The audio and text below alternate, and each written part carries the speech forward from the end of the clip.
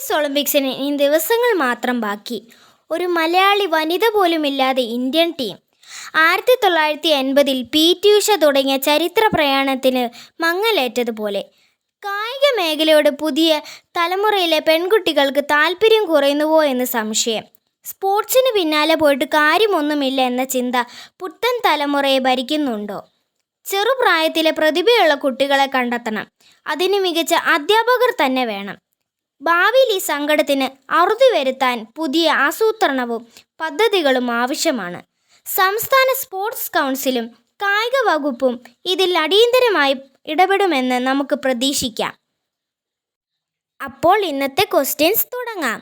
എൻ്റെ വീഡിയോ ഇഷ്ടമായാൽ ലൈക്കും ഷെയറും സബ്സ്ക്രൈബും ചെയ്യണേ.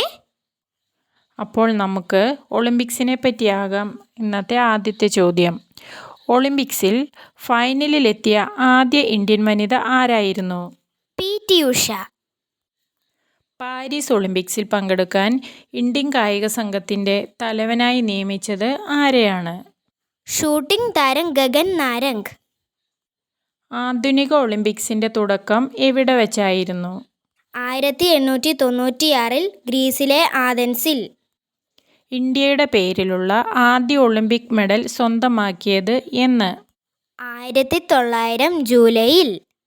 ബജറ്റ് അവതരിപ്പിക്കുന്നത് ആരാണ്? ധനമന്ത്രി. വിഴിഞ്ഞം അന്താരാഷ്ട്ര തുറമുഖത്തെത്തിയ ആദ്യ ചരക്ക് കപ്പലിൻ്റെ പേരെന്ത്?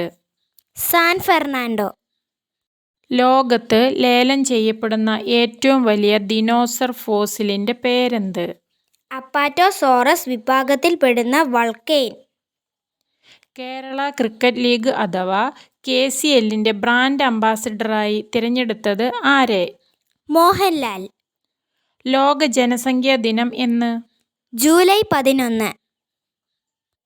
ആലപ്പുഴ പുന്നമടക്കായലിൽ നടക്കുന്ന 70ാമത് നെഹ്റു ട്രോഫി വള്ളംകളിയുടെ ഭാഗ്യചിഹ്നം എന്ത്? കളിവെള്ളം തുഴഞ്ഞു നീങ്ങുന്ന നീലപ്പൊന്മാൻ.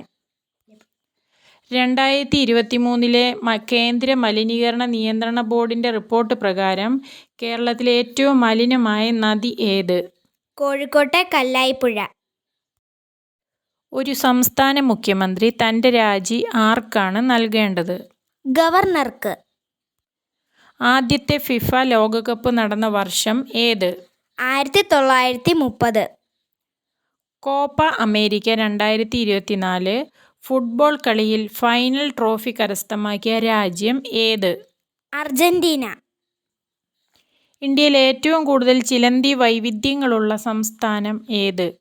കേരളം. പെൻസിൽവേനിയയിലെ ബട്ട്ലറിൽ തിരഞ്ഞെടുപ്പ് റാലിയിൽ പ്രസംഗിക്കുമ്പോൾ വെടിയേറ്റത് ആർക്ക്? അമേരിക്കൻ മുൻ പ്രസിഡന്റ് ഡൊണാൾഡ് ട്രംപ്.